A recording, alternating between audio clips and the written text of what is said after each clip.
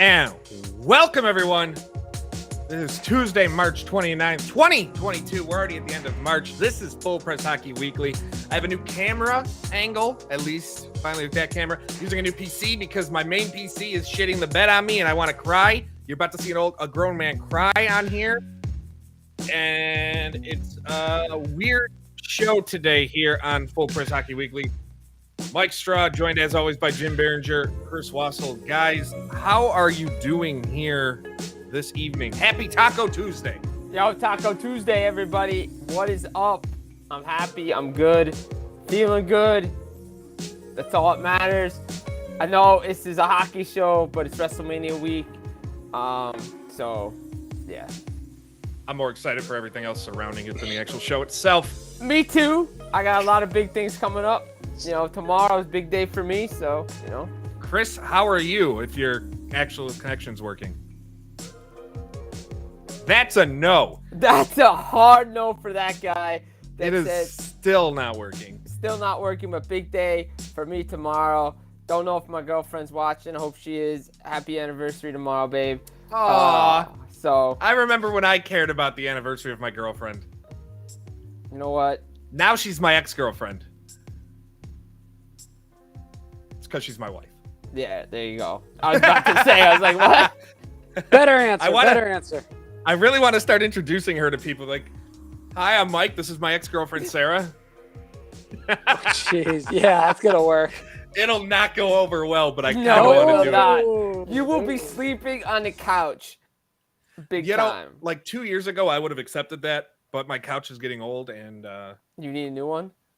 Yeah, but we also need a new mattress, a new bed. So, you know, we're in that stage where everything that we had when we moved into the house is starting to get old. So, you know. It happens. It happens. It's a tender balancing act. Yeah. I know everybody tuned in for hockey talk and they're getting furniture talk and relationship advice that's here. All right. That's all right. So back to the hockey talk then. Taco Tuesday, right, Chris? See, yes. We have give me game more taco. Ottawa and Nashville starting, and it's kind of not ironic, but coincidental that it's Nashville Taco Tuesday takes place between Nashville and Ottawa. Today's show, we will be joined by our resident Ottawa Senators reporter, Murray Pam, in about 10 minutes or so to talk the news of the day, what broke late last night. Wow. Eugene Melnyk, owner of the Ottawa Senators, passing away at the age 62. We'll talk about his impact on the Senators, the league. We'll talk about what the future might hold for the Senators. We'll also be talking on this show about the huge boost to the salary cap that was confirmed today. Update on the next World Cup of Hockey. And, just where the NHL is right now, where teams are standing. We got some things to talk about. But before we get into that, let me remind you where you could find us at Full Press NHL on Twitter and Facebook. Twitch.tv/fullpresscoverage and youtube.com/fullpresscoverage. And you can listen to this show on demand wherever you get your latest podcasts. Listen to us live at fullpressradio.com. Okay, so before we get Murray here to talk about the Senators, let's talk about we'll do the salary cap after we talk to Murray. Let's talk about the World Cup of Hockey news, how there won't be any in 2024. There will not be any Team North America, Team Under 23, Team Europe. It'll all be country-fied. Good. Jim, you're pumping your fist. What do you think on that? Good. About time. I mean, look, everybody, we had our fun in 2016 with Team North America. Yeah. We loved seeing it. Look, the color scheme was cool. The merch, everybody bought merch. But you got to see players like Jack Eichel and Connor you got McDavid to on the see- same team. You got to see Connor McDavid and you got to see Nate McKinnon.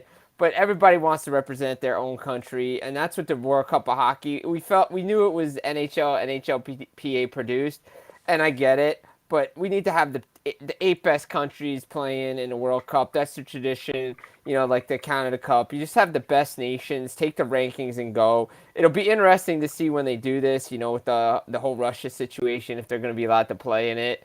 But you gotta wonder, I mean, it's nice to see that. I know a lot of people are going to be, left off. But, hey, you know what? We want the best. If they truly want best on best, nations-wise, then you have to go with the nations that were always there when you had USA, Canada, Finland, Sweden, Czechs, Slovaks, teams like that, it's got to be country on country. We can't have Team Europe and Team North America. That's not a true World Cup of hockey to me. Chris, what do you think? Yeah, we can't redraw the lines like the Mighty Ducks here. There's no like redistricting. Yeah, District allowed, 5. and District 5 magically, goes into all of Europe or something like that. Look, let's be honest about this. We all have a soft spot for team fun. The first and foremost, team fun was great, but now it's gone. And we have to all move on and realize that, hey, we gotta have the countries playing now, and it's just for the best for everybody. Especially if the Olympics are just not happening anymore. We'll see. I think they do happen. They're going back to Italy. They'll go back to Italy. Yeah, I think by Italy things will have calmed down, or we'll all be dead. We'll all be dead. Biden finally does it, and we all die.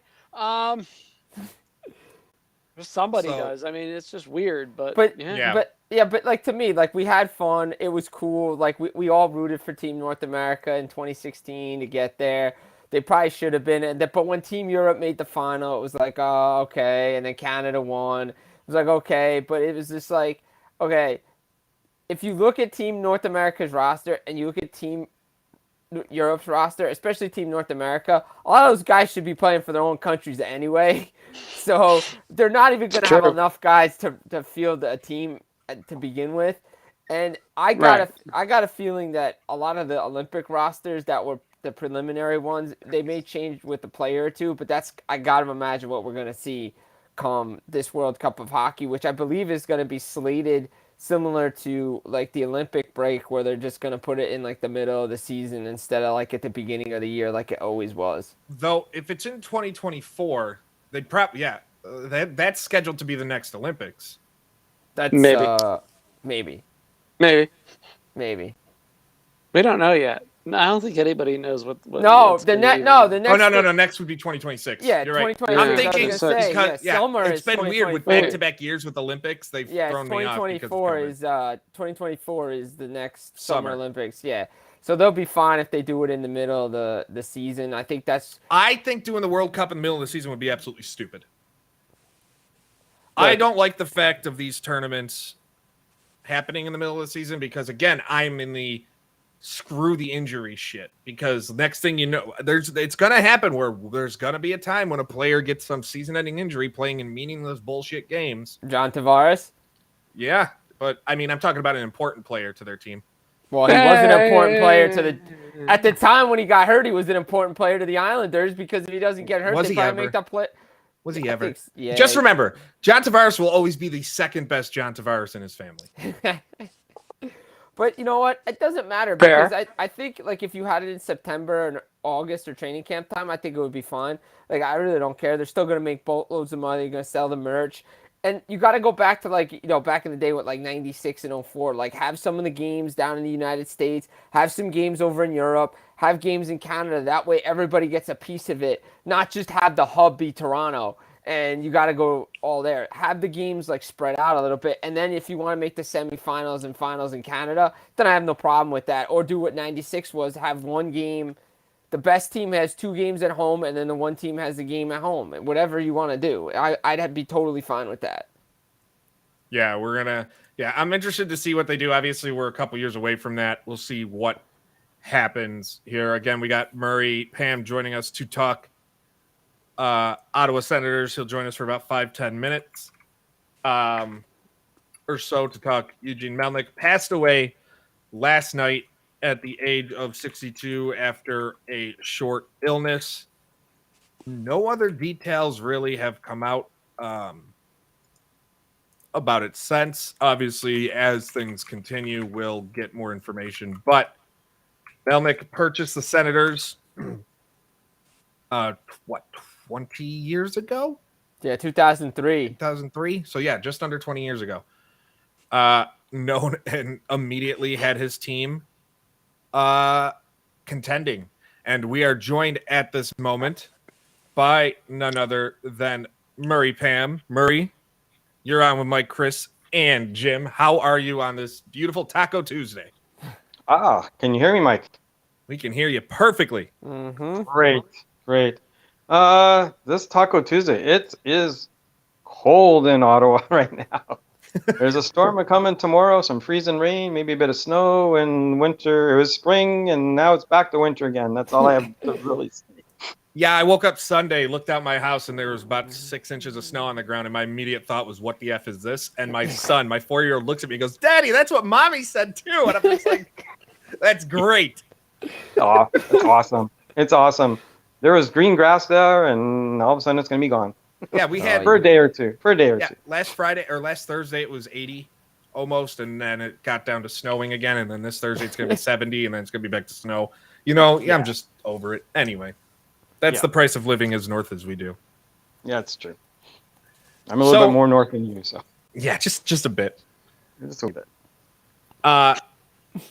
Murray, obviously, the major story is the passing of Eugene Melnick last night.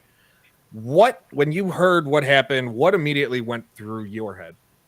Well, I was shocked, just like everybody else. I mean, obviously, we're totally aware of Eugene Melnick receiving a liver transplant approximately 6-7 years ago, and he hasn't really been seen in public at all during this pandemic. I think he's only been to Ottawa maybe on a couple of occasions.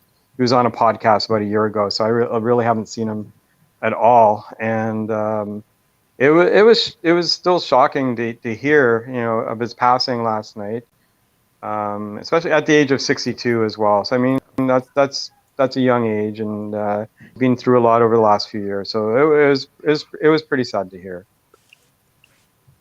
Do you, with what he did for Ottawa, for the Senators, obviously he kept the Senators there. They were competitive. They made it to the Stanley Cup Finals 07, conference finals just a few years ago. What do you think his legacy is, as far as not just to the league, not just to the Senators, but to the league as a whole? Because I know the last couple of years people were kind of up in arms about him, about how things were going with the team, but in the grand overall scheme of things. Well, in the grand scheme of things, people who live in the area should be extremely happy that Eugene Melnick owned the team. They were bankrupt, and it is what it is. And the league, obviously, just like the state of the Coyotes, they didn't really want to leave Ottawa. It's a Canadian city, and they did their best to find a buyer. And Eugene Melnick was the only one willing to step up and take the team. And he did that. He did just that, and he promised to keep the team in Ottawa, and he did. He lived up to his promise. And first and foremost, whatever people say about him over the last few years, he is a hockey fan, through and through, and that's basically what he is. And he's a passionate hockey fan.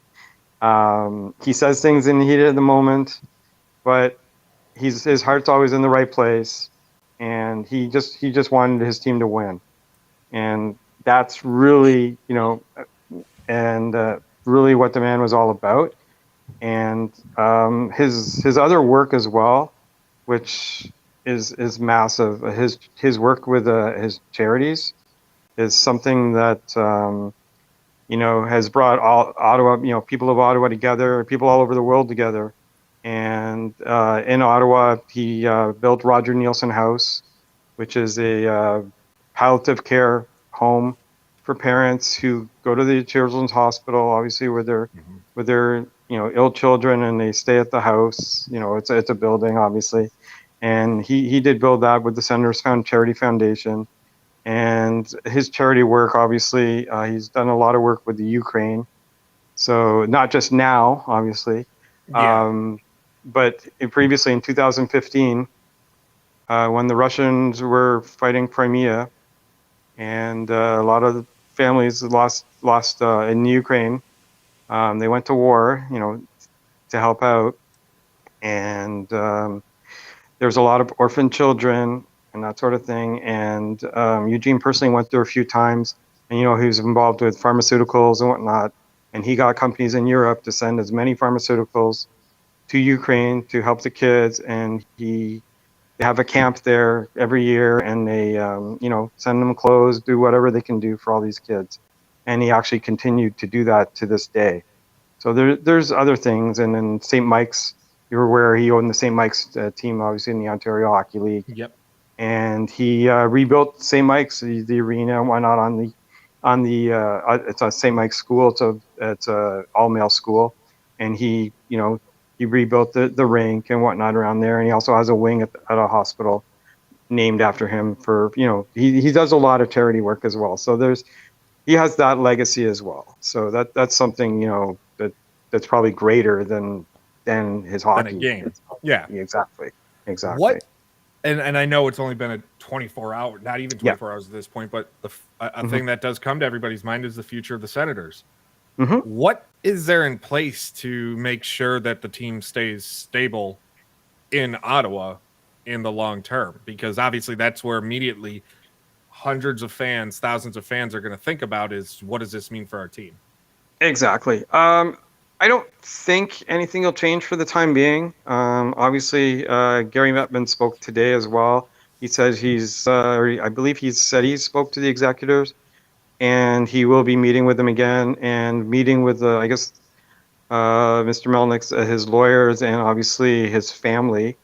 And for now, 2017, I believe it was at the Heritage Classic in Ottawa. He mentioned that he wanted to keep the team within his family for generations to come. So I believe that's a succession plan that he'd like to continue. Now, obviously, his daughters are 21 years old, 20 years old. So that's something that will totally be up to them.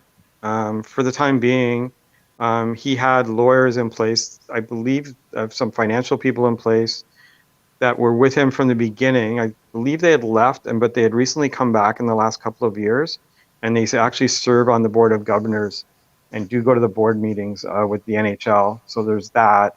And he also recently hired back a person by the name of Erin Crow, and she was a chief financial officer or financial officer at one point for 18 years with the team, and she spent a lot of time with Brian Murray, and left, I believe, just around the time Brian Murray passed. And she actually came back just in less than a year ago. So that might have been part of a plan in place, and she's now the chief financial officer. And as well, I don't know if you're familiar with the name Anthony LeBlanc. Anthony LeBlanc was a minority owner, I believe, of the Arizona Coyotes. He's from Ottawa. And he was part of the last sale out of there, and he moved back to Ottawa, obviously, and he is now the president and CEO of the Ottawa Senators, and he's been that for the last couple of years. So they have experienced people in the organization. Now it's basically going to be up to the family, I guess, at one point or another, if they wish to continue owning the team, or if they sell it. There's been rumors out there. There's been a couple of groups, 2-3 groups over time that have been looking into purchasing the Senators. And obviously, Eugene at the time kept saying he would not sell the team. That's something, I guess, that'll be revisited, I guess, over time. And it'll be totally, I guess, up to the family as to what happens. But the one thing's for certain, I can't foresee them leaving Ottawa anytime in the near future as well. Well, Murray, we know you've got a busy night ahead covering the Senators for Full Press. I want to thank you for taking the time and joining us here tonight. Oh, thank you. Much appreciated, Mike, for having me on, and continue to have the great show that you have. Appreciate it a lot. Thanks a lot, Murray. Hey, take care, guys. Murray. Hey. That was Murray Pam, our Full Press coverage, Full Press Hockey Ottawa Senators reporter. You can follow him on Twitter at Pammer Hockey. Great guy. If you want anything Ottawa, he is the man to go to. He's the best in the business. He really is. I mean, I was telling him last night, like, when I saw this come across Twitter, I shot him on DM on Twitter, and I was just like, holy crap, like Eugene Melnick, because it was the same thing, like, everybody knows how big a wrestling guy I am, but like it was like the night like Brody Lee, John Huber passed away. I was like, this can't be real. I'm like, this can't be real. Like, come on, like really? And then and it was just so sad to see. And and you gotta love like a lot of the young guys on this team right now that just signed like commitments. Like Brady Kachuk come out and say how much he loved the owner about Mr. Melnick and giving him a chance to play in NHL. A lot of young guys. I mean, he might have alienated some players, but you know what? I think they all loved him as an owner and what he did for the team. Murray hit it right on the nail on the head. This team may not be in Ottawa if it wasn't for Eugene Melnick. Yeah, it's It's kind of absolutely like true. it's 100% true, and it's one of those. And Murray brought up the fact that Melnick had the liver transplant 7 years ago. My father had a lung transplant in 2009, and my assumption immediately went to his body finally rejected it, because it doesn't matter how long you've had that new organ, your body can just one day wake up and go, don't want it, doesn't work with me anymore. So obviously that's just assumption, but seeing it happen, knowing the possibilities of it, and just living with someone who was a transplant recipient. So it's always in the back of my head. Again, our thoughts are with Melnick and his family, the Melnick family, through this time. But there is that question. I did bring it up to Murray, the future of the Senators. He did bring up his kids are only 21, 20 years old. Like, he had them in his early 40s, which, again, fun fact, that's when my dad had me. Same here. My dad was 41 when I was born, 44 when my brother was born. He had kids before us, but that's when we were born. Right. And it's one of those things of like, yeah, it's not out of the realm of possibility. And it's like, at that age, you can't assume they'd, one, have the mental mindset to want to run that type of business day to day. Two, they are young 20s. They want to live their life as they should. So you go into that, it's sure he wants it, but someone would have to come in and take over if that's ultimately what's going to happen. But it have to be like, I feel like this is going to be a very sensitive thing over the next year plus about what to do with Ottawa. Yeah, definitely. And speaking of the Senators, they're up 1-0 on the Nashville Predators. Brady Kachuk.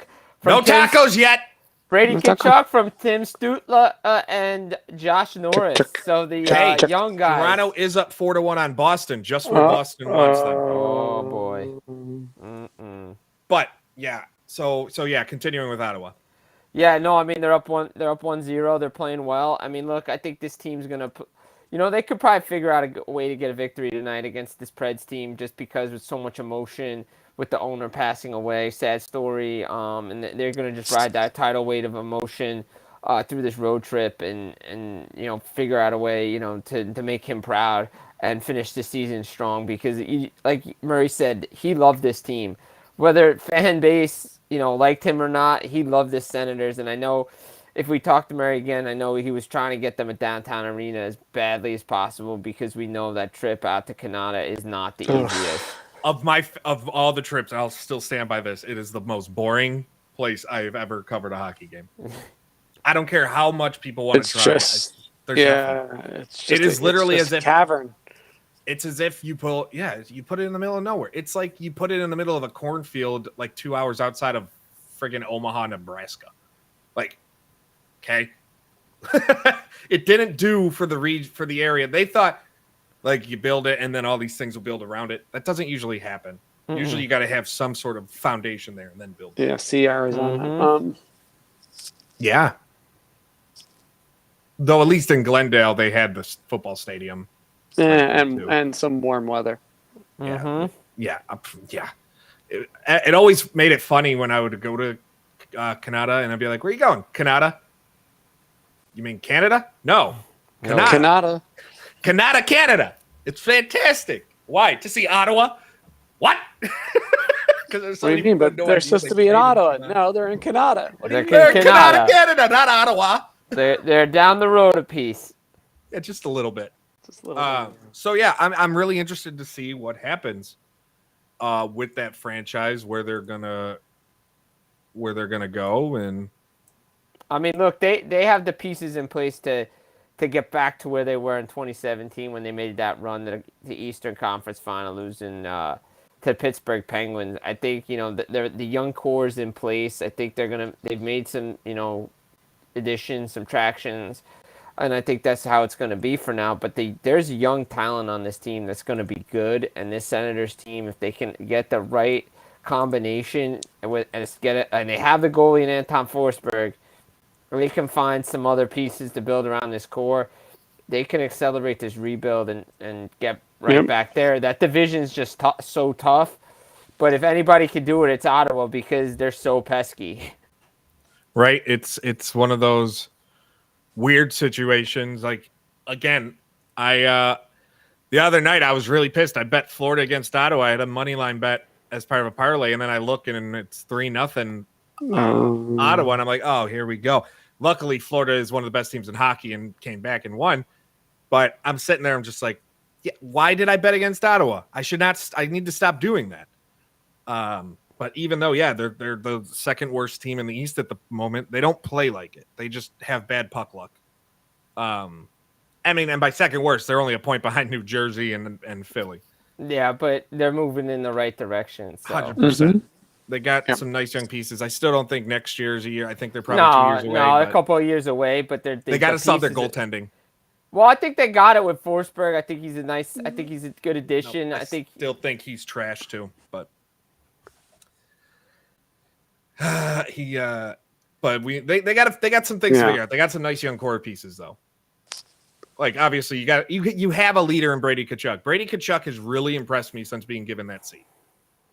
Absolutely. Oh, 100%. Definitely a leader. Because I didn't think he was ready for it. But everything he does, he acts like a leader should. However you think, he seems to do everything on paper that he should.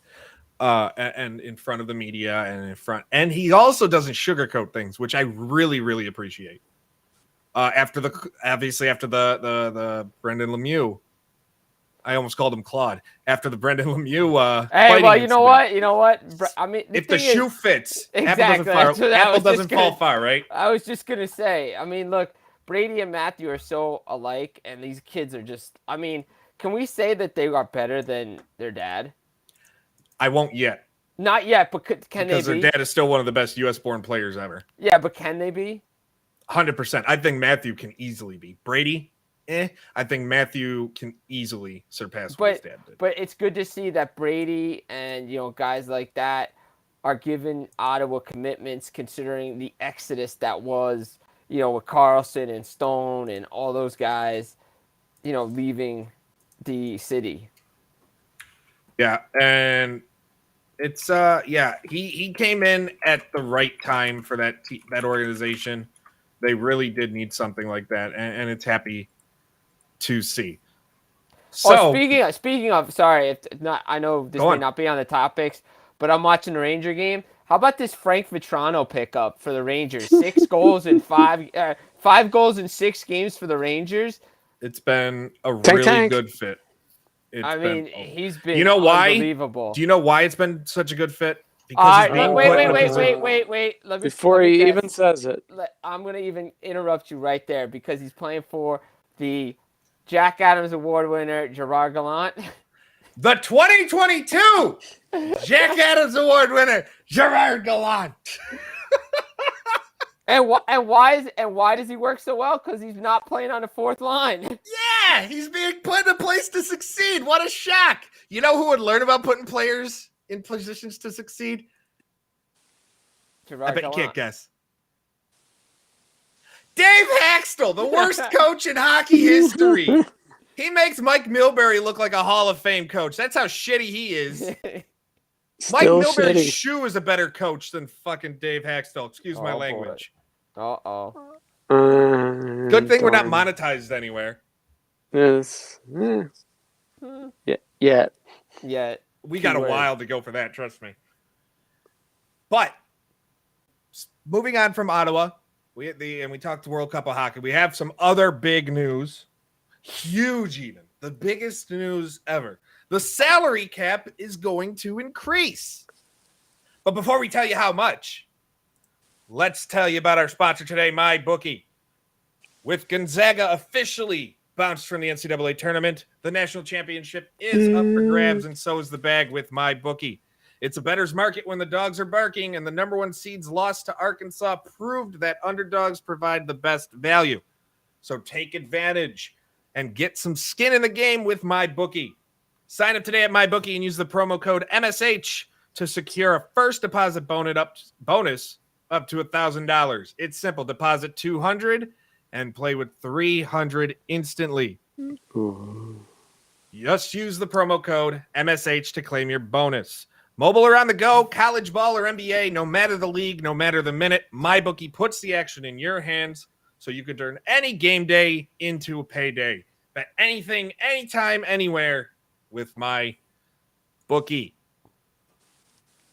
And I would like to say that St. Peter's made me a hefty amount of money during their run. Yo, When big you place a money, future baby. bet. Big money. Big money. Place a Big future time. bet before their game midway through their game with Kentucky. Midway through the game with Kentucky, I placed a futures bet for them to get to the second weekend. And it was still plus 1,400. I believe it. And it was the easiest decision because they beat Kentucky. I knew they were beating whoever they faced, Murray State or whoever Murray State beat. I can't remember who they beat. But it was one of those games of like, yeah, the way that, yeah, they're going. So it made they made me some money. So thank you, the St. Peter's from New Jersey, because if you were in New York, I wouldn't have been able to bet on you. What? St. So- Peter's all day. Salary cap news. The 2022-2023 salary cap will go up Dun, approximately Dun, a dun. whopping $1 million to 82.5. Hold your shock.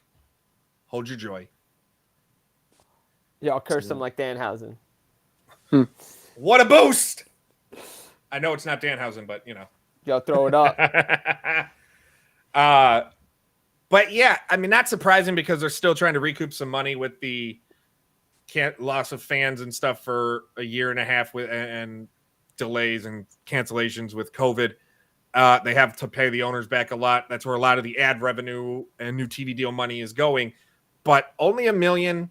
Hopefully this is the last year of something so small. And you knew, and it was known like this was coming. Right. But when you're a team and you're a team like a Vegas, and you go, we knew it was happening, but this still sucks to see it official. What goes through your head? Am I that excited for $1 million? I'm ecstatic. I mean, if I'm a general manager, great. All right, I got an extra $1 million to spend. Oh wait, I still have the same problem. If a guy gets hurt, I got to put him on LTIR anyway. yeah. Because I still got to clear cap space to get there. So I could sign one guy at the league minimum with some Yeah. bonuses. Basically. That's about it. That's all I can do. That's it. I just it's not going to help any of them. No. No, it really isn't. No. I saw the news come out and I was like, again, we all knew it wasn't going to be much of anything, if any. And I laughed. I couldn't help but laugh because seeing seeing Vegas and Tampa this offseason, they're going to struggle to make room. Yeah. Montreal, not so much. But seeing a Tampa and a Vegas, they're going to struggle really, really hard. I mean, it kind of helps the Devils a little bit. They had cap space anyway. But, I mean, if they're going to give Jesper Bratt $7 million, then it's not really going to help, which is, if they do, it will be a stupid decision on Tom Fitzgerald's part because he's not a $7 million player. Right. He may be this year, but he consistently, I expect his numbers to come back down to earth next year drastically. And I mean, it's going to hit people in the face and be like, oh, why is Brett back to this? How come? Because he's just having a great season. But I mean, Chris, am I wrong? No, you're not wrong at all. It's the reality. But I mean, it's going to help some teams, but it's not going to help all the big clubs. Are still going to have the same problems they had this year. Yeah. Yeah. $1 million doesn't really change anything. I mean, talk to me when it's 2024, 2025 season, when a cap's supposed to skyrocket, then everybody's going to be popping confetti cannons everywhere. Yeah, Yep. because come that time, I could see the cap easily approaching 90. Easily. It's kind of like how in the NFL, everybody's like, well, yeah, cap went up minimal this year, but wait until like a year from now when the cap jumps another 20, 25 mil. Right, Mhm. and then So- everybody's just gonna start giving out bad contracts. That's why in sports, I never really give a damn for the cap long term. Short term, it's hilarious watching teams struggle and choke on it. Long term, it's not really anything to worry about because it's always going to go up. Right. Especially for the major leagues, aside from the NHL, which likes to drop things when they have a commissioner who fumbles the everything. But you look at a team like a Vegas, and they're trying to figure out how they're going to be able to get Robin Leonard, or how they're going to be able to get Mark Stone back in the lineup, because they are now expecting him to be ready for the run to the postseason. Yeah. But they have to figure out a way to get a $9.5 million cap hit on their roster. On top of that, Leonard too at $5 million. And they weren't able to trade Dadonov because they screwed that up. But doesn't he have like 7 points in like 3 games with Vegas since the trade? Since that. And if I'm Dadonov and I'm requesting a trade in the offseason, and you got to think he will be traded in the offseason to a different team. Mhm. He'd actually be a nice fit on Jersey. I know I keep harping on the Devils, but actually it'd be a nice fit. For Nah, he'd them. be a nice, you know who else be a nice fit on? Gretzky would be a nice fit on New Jersey too. You know what I mean? Yeah, well, I could do that. I did that in a video game. That doesn't count. that. Yeah, really. But That But don't yeah. count. they have to figure out, because they got Eichel there sitting there at 10 mil. And this team has, granted, they currently sit in the second wild card spot, but tonight is one of Dallas's 4 games in hand. Dallas only down by a point, And they play Anaheim, right? and they play Anaheim. Yeah. Y'all lock of the night. Dallas wins. It's a stone cold lock of the century.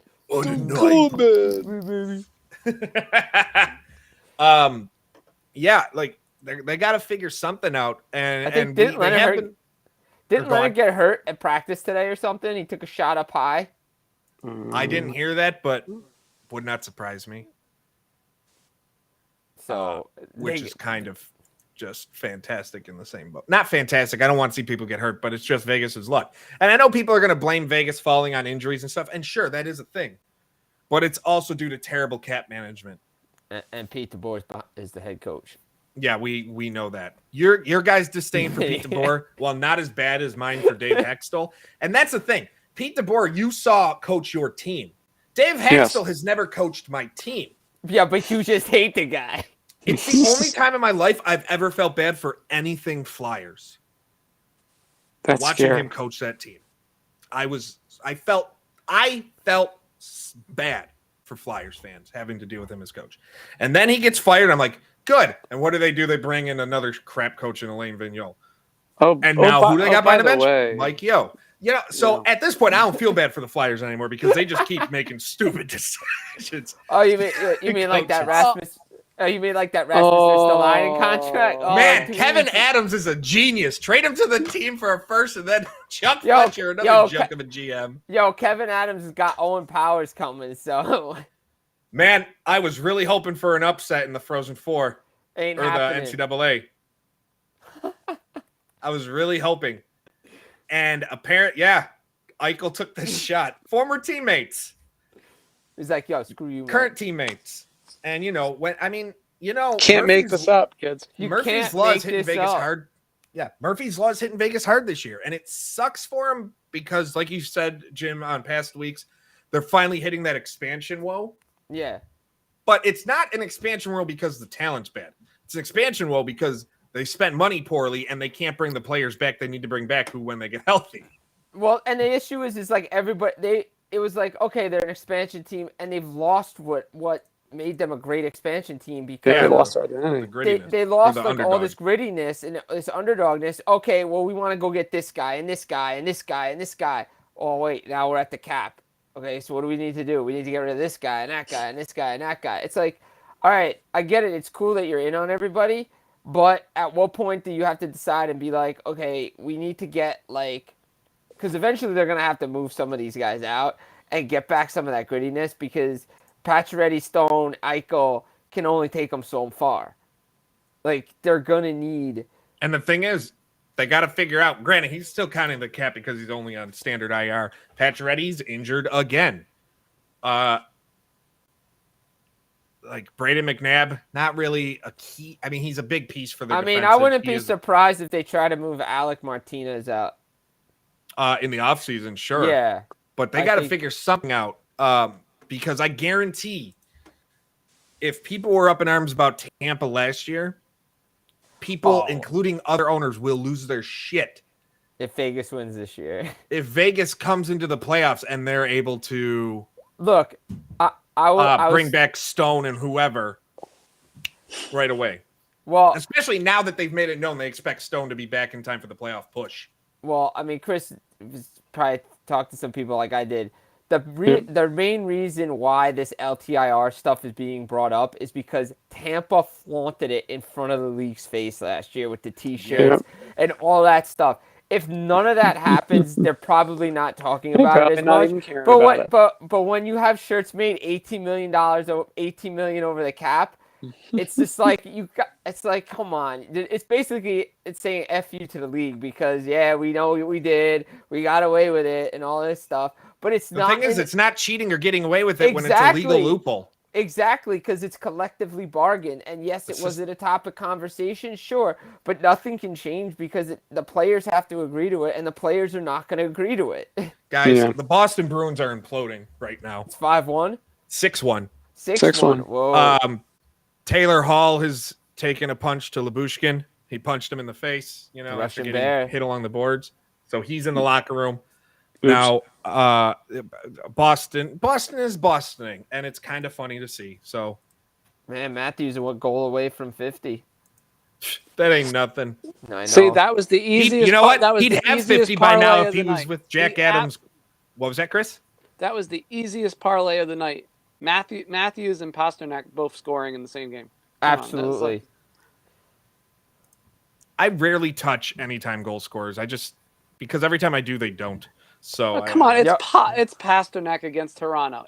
I don't it's, care. I'm It's still a terrible. given. It's like Borkstrand against the Devils. It just happens. I mean, But, the guy, yeah. I'm just saying, Austin Matthews would have had 50 by now if he was with the 2022 Coach of the Year, Or he wasn't hurt. Gerard Gallant. I Or don't care. suspended. Uh, Or or suspended. suspended. Or, He'd be a more disciplined player. Oh. I like the fight from Austin. Me too. I don't mind. Oh, it. by the way, Um, in the meantime, something quietly is happening in Florida, and it's actually something in the water. Somebody's trying to blow a 4-1 lead. Oh yeah, yeah, it's now what, definitely. 4-3, 4-3. Yeah. Yeah. 4 over Montreal. Oh wait, here comes Boston. Dun, dun, dun, dun, dun, dun, dun, dun. They got time still. They got a whole period. It's true, Whole they do. period You to come gotta, back. you I gotta mean, remember, you have to Jake understand that DeBrusque Toronto on the Detroit- board. Yeah, you We got to saw- understand that Toronto Detroit game. Yeah. we saw Anything's last possible. night. Yeah, we saw last night in Chicago. Anything can happen. Holy Oh, Jesus! holy First jeez. time since 1989 when Buffalo did it against Boston, when Pierre Turgeon scored in overtime to win, that the Sabres came back from a 4-goal deficit to win a game. And Chicago has now back-to-back games of blowing at least a 3-0 lead when they were up 3-0 minimum in the second period. Wow, that's bad. They were Yeah. up 3-0 against Bad. Vegas, lost that game 5-4 in overtime. Up 4-0 in the second to the Sabres and lost 6-5 in regulation. Relation. I mean, I was at that Ranger Sabres game on Sunday. Puck don't lie. Man, the Sabres, good young team. Man, They can fight? They're play. getting They there. can fight. They're getting there. They don't get. This is the thing, and this is where like my homerism comes in. Mhm. And I don't know if it's a homerism type of thing. Whereas the past years, especially under Ralph Kruger, when they got down by anything more than a goal, they would just collapse. Like everything would crumble. This is a team, even if they're down 2 goals, like they've showed it all season, they'll fight. They may not win, they may not come back all the way, but they'll at least fight and compete.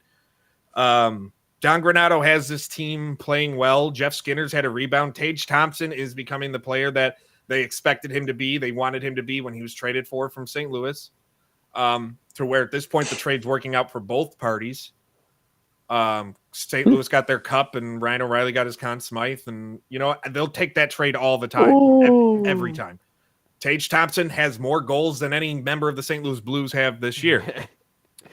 Tage Thompson is going to be a 30-goal scorer at this rate. Jeff Skinner is going to be back to 30 goals. Rasmus Dahlin is looking like Rasmus Dahlin that went first overall in 2018. They solved their goaltending.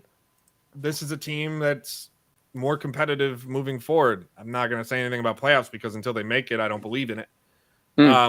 But I mean, even Kyle Oposo at this point is going to be a 20 goal scorer. So, I mean, he's got 17 goals and 38 points in 61 games as a fourth line player. Holy, talk about balanced. Or third line player, I should say. Fourth line is with Gergensons and Stroza, who's having a solid season with their bottom six. And not to mention the two additions of Tuck and Krebs that come over. Peyton Krebs has been as advertised. I mean, he's only got 15 points in 33 games, but he's steady. He's a wizard with the puck. Yeah, he's going to get and the points. Alex Tuck with 28 points in 35 games. If he's not named captain by opening night next year, I'll be surprised. Everything about him, everybody says in the locker, he's the captain of this team. He's only been there, played for 2 months. He's the captain of this team. That's crazy. And it's but it nice makes to sense. See. It's fun to see. Like the Sabres, they're not a great team. They're not a playoff team, obviously. But for the first time, when you watch a game, you're entertained. And that was the biggest problem the last handful of years under Phil Housley and under Kruger. It's like you watch the games and you just dreaded watching. They were boring. They were dull to watch. Now, even if they lose, the games are entertaining and fun. Even the 1-0 win over Calgary a couple weeks ago in overtime. Yeah, that was actually a fantastic game. Yo, what a brain fart by Jacob Markstrom. Yeah. Don't. Yeah, oof, that was rough. Yeah, and Montreal has completed the comeback. It is 4-4 late in the second. But as we wrap up today's show, closing thoughts on the future of the Senators, since that was the main topic. Chris, we'll start with you. Where do you think this team goes from here? You know what? I wish I had an answer for this, but because this is so fresh for everybody, I don't think we're really going to know for a while. And there's no urgency just yet. So, the best thing is we can say is this: they're staying in Ottawa. That's a given. It's just there's no way of knowing where the ownership structure is going to go just yet. So just if you're in Ottawa, just be patient, hang tight, and you know what? For all the complications and everything else and all the BS, you had a hell of an owner that did keep your franchise where he promised. He kept his word. Jim, what about you? Yeah, I mean, just piggybacking off what Chris said, I mean, look, I probably can't guess where this team is, but for right now, they are staying in Ottawa, and I don't foresee them leaving, but it all depends on, the next owner. I mean, he cared about his Senators. I mean, trip to the Stanley Cup final, Eastern Conference final. For a while, always a competitive playoff team. Absolutely, always competitive team. Had some good talent on this team. Some teams, talk to some people, he's alienated people, but he's beloved by some people. But you know what? The one thing he did love was his team. And you know what? That's what you want in an owner. You want him to love the team that he owns. You just don't want to treat it as another commodity. And he had a passion for hockey, and he loved this team. And you know what? You just gotta love that, to see that from Eugene Melnyk. And again, the charity work that he did. That's what he's gonna be. His legacy's gonna be. And for now, Senators are gonna play their hearts out for their owner. And I'm gonna wrap it up with, you guys both. I'm in the same boat. They're not leaving Ottawa. For as much, look at everything they've done to keep the Coyotes in Arizona. Yeah, they're not going to take a team in 2022, 23, 24, whatever, out of Canada at this point. Bettman is the one thing I give him credit for is he will never not exhaust all chances to keep a team where they're at. That's the one thing I will always give him credit for. He will constantly fight to keep a team in the city. He's proven it multiple times with various franchises, with Buffalo, with Arizona. He tried with Atlanta as hard as he could until Winnipeg, and Winnipeg has worked out tremendously, which we all knew it would. I can't wait till they get a bigger arena in the next handful of years. It'll be great. And an airport. And an airport, yeah. And some parks. according to Hard. Ilya Bryzgalov. Never forget. I mean, he did it with the Islanders when there's a lot of talk about the Islanders possibly going to Kansas City because of the Coliseum, and he's like, no. Especially he was not letting the Islanders. Yeah, he was not letting the Islanders. No. No way. He was not letting the Islanders leave New York. No way. But yeah, I mean, he's done a lot to keep teams in their cities, so I expect it to be the case here. We want to thank you all for joining us here on Full Press Hockey Weekly on a weird Tuesday night. When we come back to you, it'll be April. We'll be in the final month of the regular season, and it's time to talk playoffs next Tuesday and the playoff run. You can follow Jim on Twitter at Jim Berger, Chris at Chris Watzel DFS, myself at Mike Straw Media. Follow us on Twitter as a company at Full Press NHL, Facebook, Twitch, YouTube. Until next time, take care.